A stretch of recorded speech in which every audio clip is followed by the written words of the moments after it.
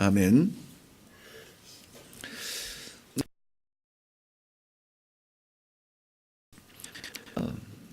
이삭은 40세에 결혼을 했죠. 20년을 기다려서 자녀를 낳았습니다. 쌍둥이를 낳았습니다. 큰아이 장자의 이름은 에서였고요. 작은 둘째 아이 이름은 야곱이었습니다. 에서는 그 이름 불다라는 이름대로 혈기왕성하여 한 곳에 머무르기보다는 광야에 뛰어다니며 사냥하고 그 사냥한 고기로 아버지에게 요리를 해주기를 즐거워했고, 그 아버지 이삭도 역시 아들이 사냥해온 그 고기를 음식을 먹는 것을 굉장히 기뻐했습니다. 야곱은 그와는 좀 성향이 달라서 늘 집에서 어머니의 곁에서 어머니의 일을 돕고 사랑을 독차지하던 그러한 차분한 아들이었습니다. 그렇지만은 이 동생 야곱에게는 늘 씻을 수 없는, 잊혀지지 않는 그러한 그 마음의 욕심이 있었죠. 바로 장자에 대한 그 직분, 장자의 직분에 대한 그 욕심이었습니다. 오죽하면은 그 이름 야곱이라는 뜻이 발목을 잡았다라는 뜻이래요. 그래서 형 에서가 나올 때 뒤처지지 않으려고 발목을 잡고 나온 그 아이를 보고 이 녀석 봐라, 형의 발목을 잡았네, 붙여진 이름이 야곱이라는 것입니다. 그 순간뿐만이 아니라 자라면서 내내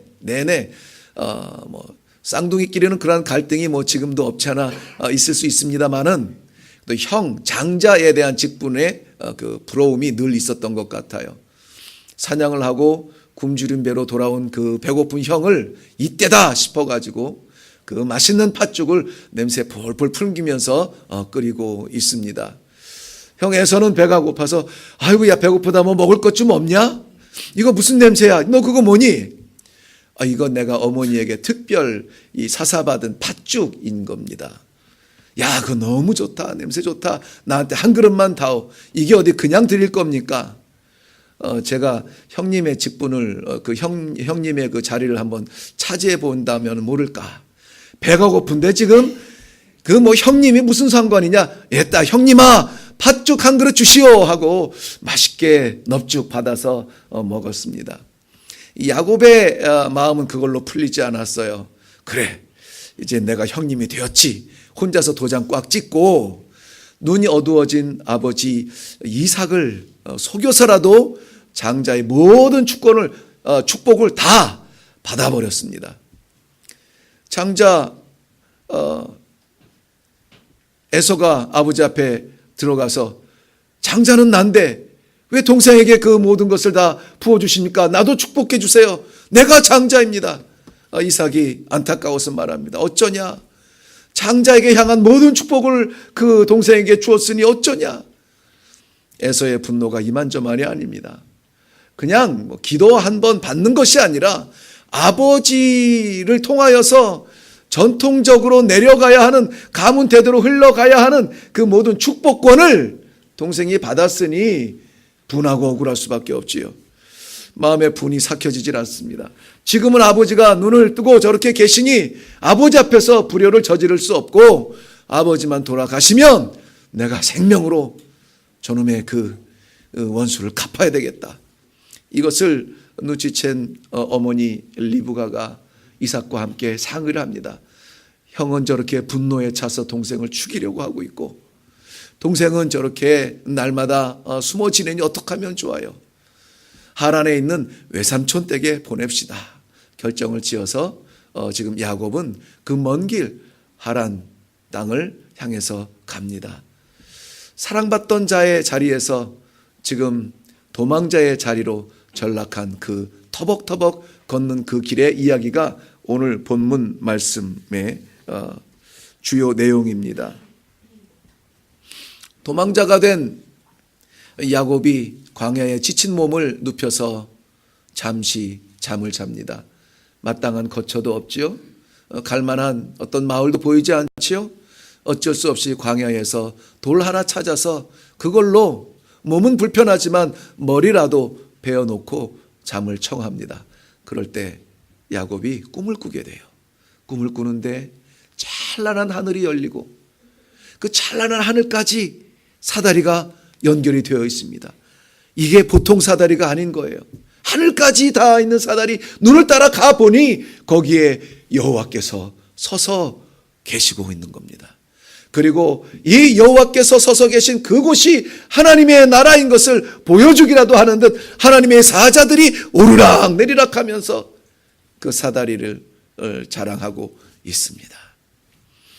하나님께서 그곳에서 이 야곱, 두려움에 떨고 있는 야곱에게 오히려 축복을 해 주시고, 잠이 번뜩 깬 야곱은 일어나자마자, 아침이 되자마자 베고 자던 그 돌 베개를 제단 삼아서 거기에 품고 이제까지 버텨오던 기름을 쏟아 붓습니다. 그리고 하나님 앞에 예배를 드리게 되죠. 뿐만이 아니라 예배를 드리면서 야곱은 가슴에 평생 잊지 말아야 할 서원을 하나님 앞에 올리게 됩니다. 자기가 자고 일어났던 그 자리, 아무것도 없던 자리였죠. 광활한 자리였습니다. 보이는 것이 없습니다. 그런데 그곳을 이름하여 이렇게 붙입니다. 이곳을 베델이라, 베델, 하나님의 집이라 이렇게 선언합니다. 돌베개를 베고 자면서 그걸 제단 삼아 이것이 베델이 될 것입니다 라고 선언해요. 그런데 이 19절 말씀 보면 이 선언이 되어진 이곳은, 이 성의 이름은 루스라고 합니다. 루스더라 그랬습니다. 루스라고 하는 말은 아몬드 나무를 말해요. 아몬드 나무, 아몬드 아시죠? 아몬드 나무를 이야기해요. 아마 그 지역에 아몬드 나무가 좀 풍성했던 것 같아요.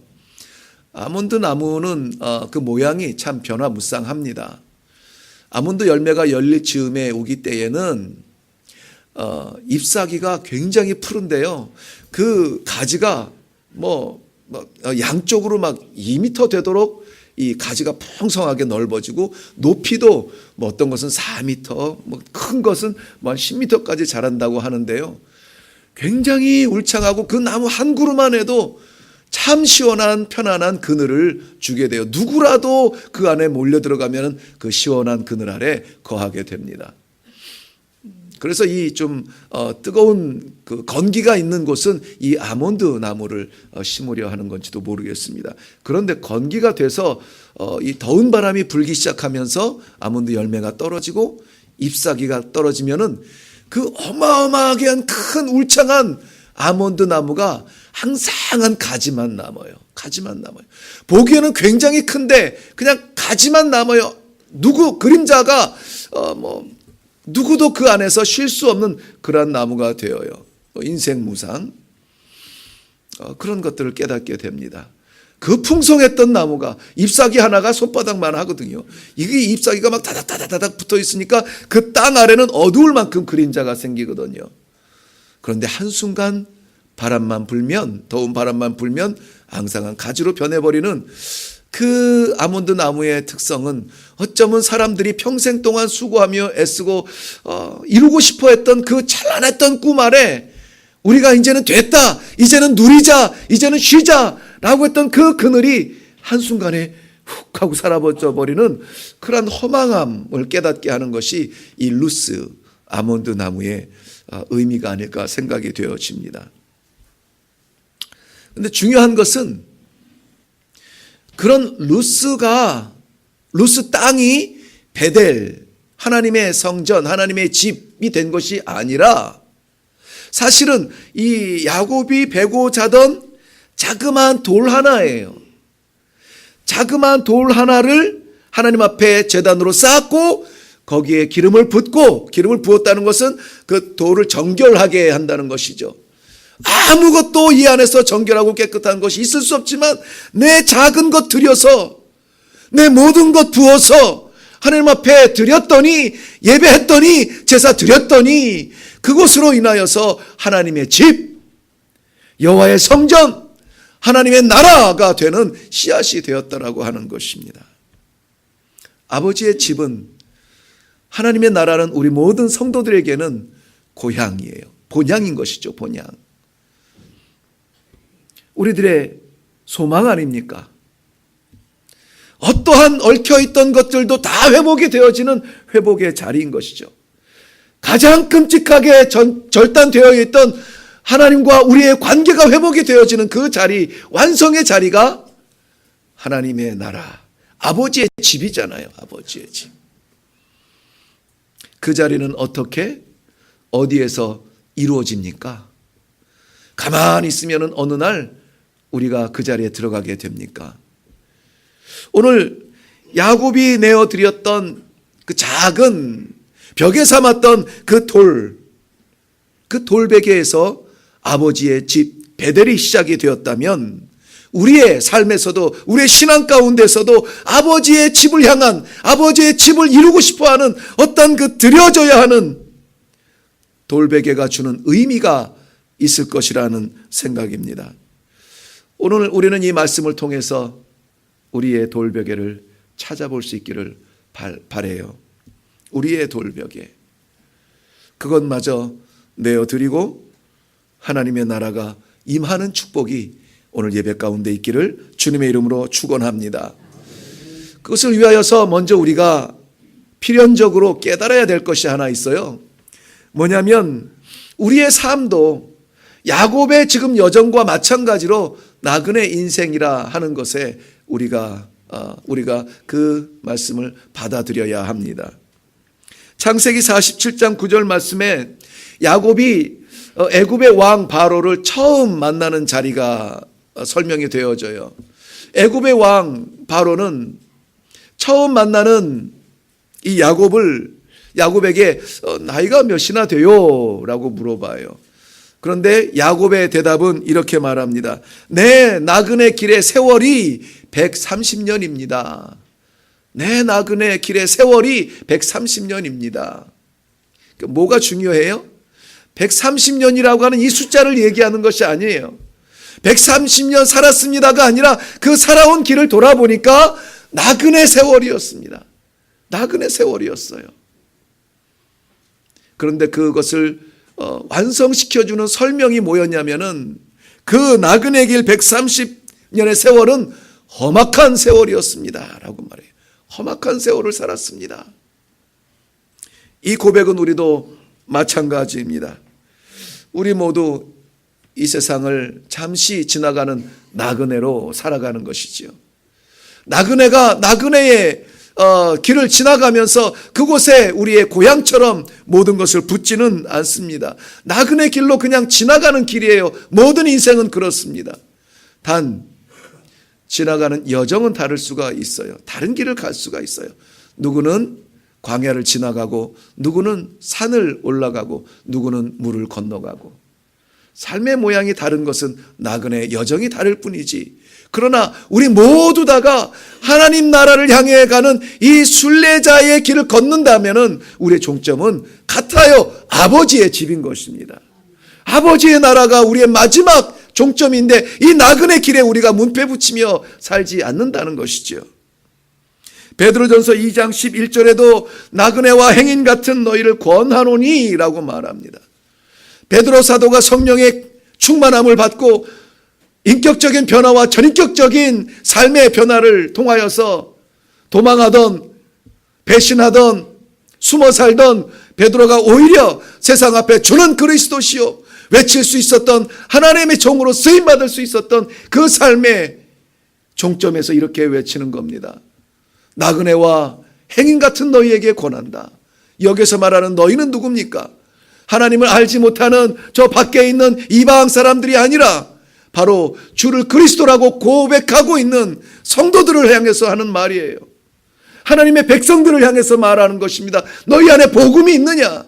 예수 그리스도가 있느냐? 그렇다면 우리의 고향 본향은 영원한 하나님의 나라인데 지금 우리는 나그네 길을 걷고 있는 것이다. 걷자. 잠시 걷고 그 나라에 다다르기까지 함께 걷자. 격려해주고 있는 단어인 것입니다. 특별히 삶의 굴곡에서 그리워할 고향이 있다는 것은 참 큰 힘이 되겠지요. 시편 137편 이 1절에는 바벨론에 끌려간 이스라엘 백성들의 삶의 애환을 보여주고 있습니다. 가서 인간의 대접을 받지 못하고 온종일 노동을 하고도 그저 몸뚱아리 던져서 쉬고 싶어도 그 쉴 자리 전에 그들이 찾아간 곳은 푸른 달빛이 쏟아지는 강가로 몰려갑니다. 그 강가에서 쏟아지는 달빛, 별빛을 바라보며 시온성을 향하여서 눈물을 흘리며 통곡했다라고 말합니다. 어디에 있어도 마찬가지예요. 어디에 있어도 사람은 그리워하는 고향이 있기 마련입니다. 기쁠 때에도 야, 이거 함께 나누면 좋을 텐데, 슬플 때에도 어서 고향으로 돌아가면 좋겠다. 요즘은 그런 제가 많이 겪어보지 못했습니다만은 어렸을 때 막 한참 한국의 레슬링이니 권투니 막 세계 챔피언이 되고 막 이런 이야기들 막 TV에서 그런 경기를 보고 막 챔피언이 돼가지고 이 영광을 누구에게 그러면 고향에 계신 어머니에게 막 그랬거든요. 그 기뻐도 떠오르는 것이 고향에 계신 어머니의 품인 거죠. 힘들고 어려운 광야 생활 속에서도 고향에 가면 그래도 반겨줄 어머니가 계신데, 아버지가 계신데, 거기에는 나를 이해해주는 친구들이 있는데, 고향을 사모하는 마음은 우리 모두에게 있는 그러한 하나님이 주신 마음인 것 같습니다. 그런데 지금 야곱은 집에서는 어머니의 사랑을 잔뜩 받았겠죠. 독차지했겠죠. 그러나 지금은 광야에 홀로 누워서 쏟아지는 별빛 아래에서 쓸쓸하고 쌀쌀한 밤을 맞이한 겁니다. 전도서 7장 14절 말씀에는 지금 이 야곱의 그 형편을 이렇게 설명해 주는 듯해요. 형통한 날에는 기뻐하고 곤고한 날에는 되돌아보아라. 되돌아보아라. 지금 곤고한 날 가운데 이 야곱은 되돌아볼 수밖에 없습니다. 야, 좋았는데 내가 지금 도망자가 되고 나그네가 되어서 돌아갈 수 없는 이 형편에서 고독을, 아픔을, 외로움을 그 밤을 보내고 있는 것이죠. 나그네 길을 우리가 살면서 우리에게는 되돌아볼 수 있는 시간이 있으면 좋겠어요. 꼭 시간을 내서라도. 뭘 되돌아봐야 됩니까? 내가 누구인지, 내가 무언지, 내가 지금 이렇게 애쓰고 수고해서 어디로 가는지, 하나님의 사람인지, 성도로 살아가고 있는지, 내가 지금 힘쓰고 있는 것, 내 마지막 종점 하나님의 나라에서 부끄러운 일은 아닌지, 그곳에서 열매로 하나님 앞에 드릴 것으로 내가 내 시간을 투자하고 내 건강을 내어놓고 헌신하며 수고하는지, 어느 길을 걷고 있는지, 나침판은 바로 놓고 있는지, 아버지의 기쁨을 향하여 가고 있는지, 우리의 욕심을 채우러 가고 있는지, 돌아볼 수 있는 여정을 오늘 이 말씀을 통해서 우리가 보게 됩니다. 감사한 것은 여기에서 본문이 끝나지 않고 우리가 말씀 나눈 야곱은 그 고독한 자리에서 하나님의 임재를 체험하게 돼요. 그것도 하나님께서 서서 내려다보시는 하늘의 영광을 체험하게 돼요. 본문 12절 말씀 보면 꿈에 본즉 사닥다리가 땅 위에 서 있는데 그 꼭대기가 하늘에 닿았고, 또 본즉 하나님의 사자들이 그 위에 오르락 내리락 하고, 또 본즉 여호와께서 그 위에 서서 말씀하시느니라. 말씀하시느니라. 여호와께서 서서 계신 그 자리를 찾게 된 것입니다. 어디에서? 이 광야에서. 어디에서요? 혼자 홀로 있다고, 고독하다고, 아무도 안 보이는 그 땅 위에서 두려움에 떨며 돌베개 하나 의지하고 잤던 그 자리에서 내가 혼자가 아니구나. 하나님이 여기에 계시는구나. 하나님이 여기에 계시는구나.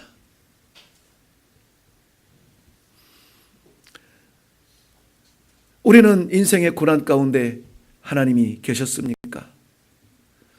우리는 역경을 만났을 때에 그 자리에서 하나님을 만나셨습니까? 얼마나 많은 순간 하나님의 사람들이 행복하고 즐겁고 잘되고 성공했을 때에 하나님을 찬송하는데 왜 어렵고 두렵고 실패하고 좌절하고 일이 풀리지 아니하고 가슴이 답답할 때에 하나님이 안 계신 것처럼 살아가는지 모르겠어요. 안 계신 것처럼. 야곱도 지금 생각해 보면은 전적으로 사랑하던 그 어머니 곁을 떠나서 아들의 저주까지 내가 달게 받겠다던 그 어머니의 사랑을 떠나서 아무도 없는 의지할 것 없는 이 광야에서 포근하던 그 자리 떠나 그 딱딱한 돌벽에 하나 베고 자던 그 자리, 실패한 것 같고 좌절할 것밖에 없는 그 자리에서 만난 것이 여호와라는 것이에요. 여호와께서 여기에도 계시는구나. 눈이 번쩍 뜨이는 그 축복을 경험하게 된 것입니다. 우리의 인생 여정의 길에서도 홀이라도 잠깐이라도 난관, 어려움, 고통에 우리가 혼자 던져진 것 같은 느껴진 그 자리에 하나님이 안 계십니까? 아니에요. 거기에도 하나님이 함께 계신다는 것을 믿으시기 바랍니다. 하나님의 우리 주님의 약속을 잊으셨습니까? 세상 끝날까지 내가 너희와 항상 함께 있으리라. 하나님은 항상 우리와 함께 계십니다. 지금 이 순간에 우리의 예배를 받으시는 예배당 안에서도 계시며 길에서도 계시고 집에서도 계시고 생각하지 못했던 그 자리에 항상 우리와 함께 계시는 것입니다. 야곱은 그 나그네 길 찬바람 부는 고난의 자리에서 하나님을 만났습니다. 거기에서 오히려 약속을 받았습니다. 어마어마한 대전환이 일어납니다. 우리 삶에 찾아오는 힘든 과정들, 시간들이 없을 수는 없습니다. 그러나 그 자리에 오히려 하나님을 만나는 대전환 변환의 역사가 일어나기를 바랍니다. 세상의 모든 위로가 끊어진 자리였습니다. 모든 사람이 내 곁을 떠났고 아무도 없는 것 같은 그러한 자리였습니다. 하지만 하나님은 거기에 계셨습니다. 하나님은 거기에. 광야에 여전히 걷고 계시나요?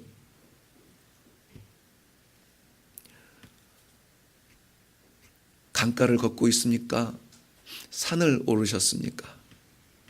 성공의 자리를 걷고 있습니까? 실패의 자리에서 힘들어 하십니까? 사람을 얻으셨나요? 사람을 잃으셨나요? 우리는 그 자리에서 눈을 번쩍 떠서 하늘에 마땅한 이 사닥다리를 볼 수 있기를 바랍니다. 사닥다리를. 해석하시는 분들은 이 사닥다리를 그리스도의 십자가라고 해석을 해요. 동의합니다. 야곱의 눈앞에 펼쳐졌던 자기 누웠던 그 자리로부터 하늘까지 맞닿았던 그 사닥다리를 통하여서 하나님을 볼 수 있었고 그 땅에서 약속을 받았다면은 골고다의 그 십자가를 통하여서 원수되었던 우리가 하나님을 아버지라고 부를 수 있고 아버지라고 불렀던 그 아버지가 우리에게 영원한 나라의 약속을 주셨다면 그리스도의 십자가인 것입니다. 이 사닥다리는 우리의 간절한 아뢰을 하나님 앞에 올려보내고 하나님의 그 언약의 약속의 말씀을 우리에게 내려보내신다면 그리스도의 십자가가 우리에게 있는 것입니다. 우리는 그 자리에서, 지금 이 자리에서 그리스도가 보이십니까? 그리스도의 십자가 믿어지십니까? 그것을 인하여서 내가 아버지를 부를 수 있다는 이 믿음이 확신이 되어지십니까? 그렇다면 더 이상 우리는 통곡하지 않아야 되죠. 히브리서 8장 6절 말씀에도 예수님을 이 십자가를 통하여서 하나님께서는 더 아름다운 직분을 주셨다. 예수님께서 더 좋은 약속을 주셨다. 우리 예수님께서 더 좋은 언약의 중보자가 되어 주셨다 말씀해 주셨습니다. 우리 주님은 십자가에서 마치 패배한 것처럼 십자가에서 죽으셨지만 그러나 3일에 죽음을 체험하고 통과하고 부활하셨습니다. 그리고 우리에게 그 부활을 약속해 주셨습니다. 우리가 상상할 수 없었던 그 축복의 약속을 주시는 것입니다. 내가 내린 최고의 결정보다 더 좋은 결론이 우리 예수님에게는 있어요. 아무리 생각하고 아무리 고민하고 아무리 계산해봐도 더 이상 길이 안 보이는 그 자리에서 예수님은 더 좋은 길을 나는 끝났다고 말할 수밖에 없는 그 상황에서 우리 주님은 더 좋은 길을 열어 주실 줄로 믿습니다. 우리의 삶의 자리에서는 이것보다 더 큰 축복이 없는 줄로 믿어요. 너무나 감사한 것은 마지막으로 우리 살펴볼 부분은 야곱은 그 자리에서 혼자 누웠습니다마는 일어날 때는 여호와와 함께 일어났던 것입니다. 혼자인 줄 알았는데 혼자가 아니에요. 아무도 내 편이 아닌 것 같은데 우리 하나님은 내 안에 계시는 것입니다. 그 자리에서 하나님의 임재를 고백하고 놀라운 약속을 받은 야곱의 반응 한번 들어보시겠습니까? 야곱은 감격하여 제단을 쌓고 가지고 있던 기름을 부어 정결하게 하고 그곳의 이름을 베델이라 부르며 서원합니다. 서원해요. 약속해요. 우리는 하나님께 은혜를 받아서 사는데 하나님께 드릴 수 있는 것이 있다면 서원이에요. 그런데 이 서원은 보통 우리가 두려워합니다. 하나님하고의 약속 거래인데 하나님 앞에 도장 찍는 것인데 그런데 이 서원은 성도의 신앙을 굉장히 든든하게 해주는 힘을 갖고 있습니다. 서원은 하나님께 이상하게 더 가까이 가게 해줘요. 나는 멀어지고 싶고 나는 어쩌면 도망가고 싶은 순간에도 이 서원이 떠오르면 왠지 하나님 곁에 털썩 가서 붙는 느낌이 들어요. 청년의 시절에 도망자였던 부족한 종을 하나님이 불러주신 것은 그 깨닫게 하신 서원 때문이라는 것을 2번이나 경험하면서 저는 자신 있게 말씀드리고 싶습니다. 서원은 우리를 고향으로 돌아가게 해요. 우리에게 힘을 주어요. 하나님께서 나와 함께 해주셔서 이 길에서 나를 지키시고 나를 입히시고 먹이시고 하나님 앞으로 고향으로 돌아가게만 하신다면 지금은 내가 비록 돌베개를 베고 있지만 이 자리가 하나님의 집이 될 것입니다. 돌베개와 하나님의 집에 비교하고 있어요. 지금은 돌베개를 베고 있지만 내게 주신 그 모든 것들의 11조를 하나님 앞에 드리겠나이다. 작정하고 있어요.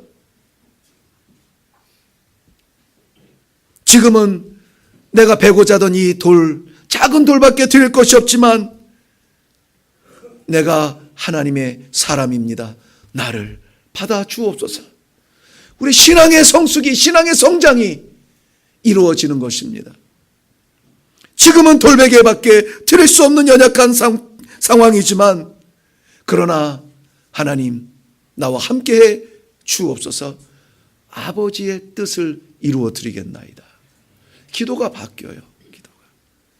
올 한 해는 어떠셨습니까? 어떻게 사셨나요? 지금 거하시는 그 자리는 어떠합니까? 거기에 하나님이 계십니다. 돌단을 쌓아 거기에 기름을 부으십시오. 마지막 보루, 나그네가 무엇을 가지고 있겠어요? 마지막 쥐고 있던 내 머리 하나 의지했던 그 작은 돌덩어리라도 우리에게 있다면 하나님 앞에 내어드려 그것에 기름을 붓고 하나님 앞에 예배할 수 있기를 바랍니다. 마음의 서원이 필요합니다. 베풀어 주신 하나님의 은혜를 생각하며 감사하며 더 큰 소망을, 지금 비록 기름 한 병 쏟아 붓지만 30장 31장 넘어가 보면은 이 야곱의 지금 돌베개를 내어드린 이 야곱의 손에 하나님께서 부어주신 그 복은 매우 번창하여, 그냥 표현이 그래요. 매우 번창하여 양떼와 노비와 낙타와 나귀가 많더라. 몇 마리 세지도 않습니다. 많더라. 그리고 하나님은 야곱에게 이렇게 말씀하시죠. 나는 베델의 하나님이라. 네가 돌덩어리 하나 붙잡고 있을 때 그 하나님, 지금 네가 풍요로운 가운데 많은 재물을 가지고 있는 지금 이 순간 너의 하나님이시라. 우리가 지금 셀 수 있는 우리의 돌베개는 무엇입니까? 우리가 하나님 앞에 예배할 수 있는 것은 어느 자리입니까? 예배할 수 없나요? 힘이 든가요?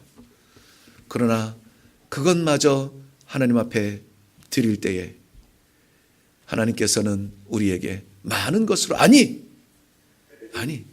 하나님의 나라를 우리의 삶 가운데 약속으로 부어 주실 줄로 믿습니다. 기도하겠습니다.